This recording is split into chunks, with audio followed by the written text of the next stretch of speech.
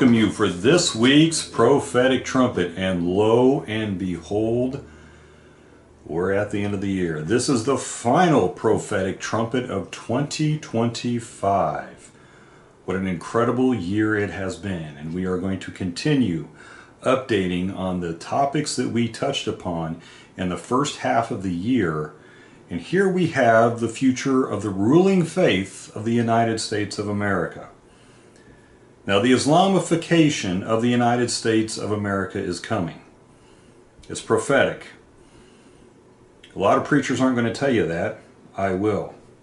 The book of Revelation indicates it as part of the beast system in Revelation 13 verse 11, where it says, John says actually, "Then I saw a beast rising out of the earth. It had two horns like a lamb, and it spoke like a dragon." Excuse me.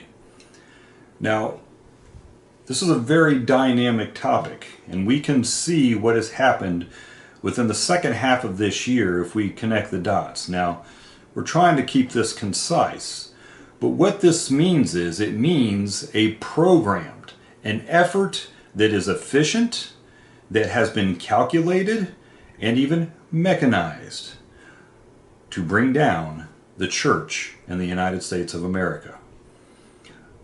There's a controversial journalist by the name of Laura Loomer that reported that Muslim Michigan Democrat Senate candidate Abdul al-Saeed called for Islamic blasphemy hate speech laws to target people who criticize Islam, and vows to crack down on big tech if he's elected to the United States Senate unless big tech bans people who speak the truth of Islam.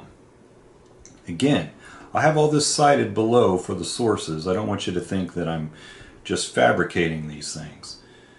But we have something here that is very evident. There's another link for where I'm going to go next. And I'm going to read this to you as it is posted.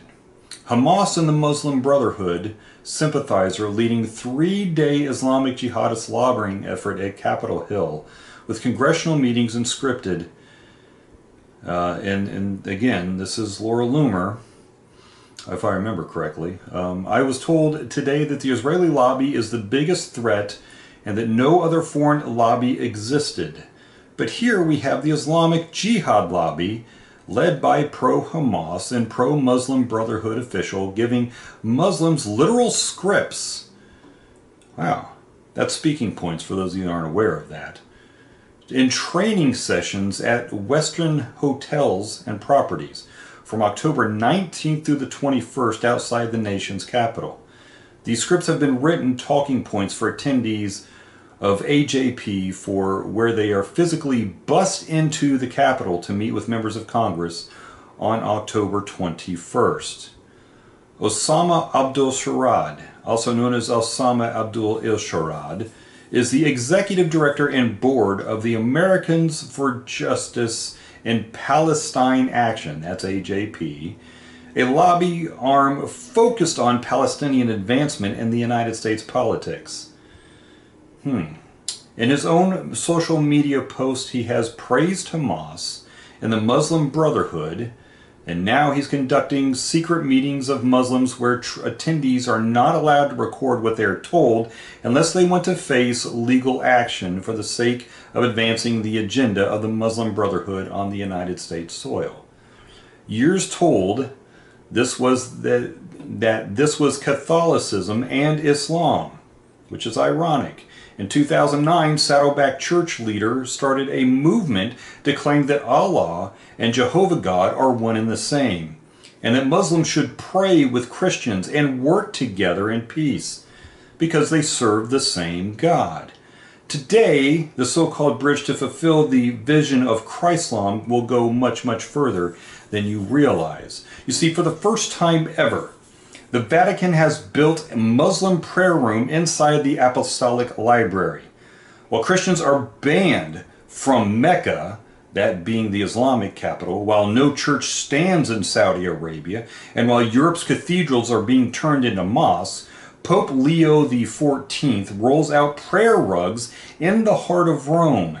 He's doing it side by side with Amy Pope, the UN's migration chief and former Obama insider who runs a billion-dollar machine moving refugees across the West. Together they preach compassion, but it's really globalism disguised as faith.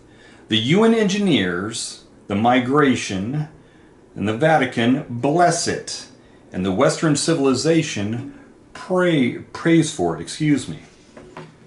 Now, if you don't think that this isn't calculated, that this isn't predetermined and premeditated for years to come, I want you to understand what certain governmental organizations have planned for the church for over 100 years.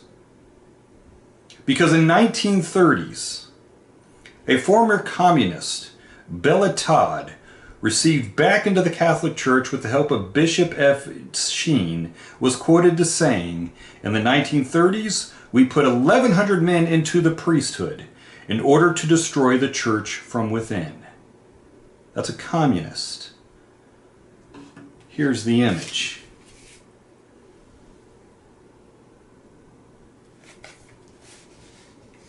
You are seeing the last days of the church in the United States of America. What's happening in Texas and Michigan and other areas of the United States, don't think that's some sort of fluke. What comes to be in Revelation 13 and 16, as I have preached here in the Prophetic Trumpet earlier in this year, and the combination of the Club of Rome and the United Nations ambition for Agenda 2030 in specific, it's coming to pass, and it's coming quick. Our only hope is that Jesus Christ calls his bride home. Your only hope is that you're part of that bride, that your name is written in the Lamb's Book of Life, and that your hope and your trust is in him. Nothing else. No one else. Not your mama, not your daddy, not your BFF, not your spouse, definitely not your government. Because your government has helped bring down downfall and will continue to work to the downfall of the church in America. We want to thank you for joining us for this week's Prophetic Trumpet. Please like and share the message. Subscribe to us, hit the notification button, because next year we're going to start really rolling out even more truth that is even harder and more compromising than the common prophecy teachers are going to give you. We hope that you have a blessed and awesome New Year's and safe. And may Jesus bless you, and we will see you next year.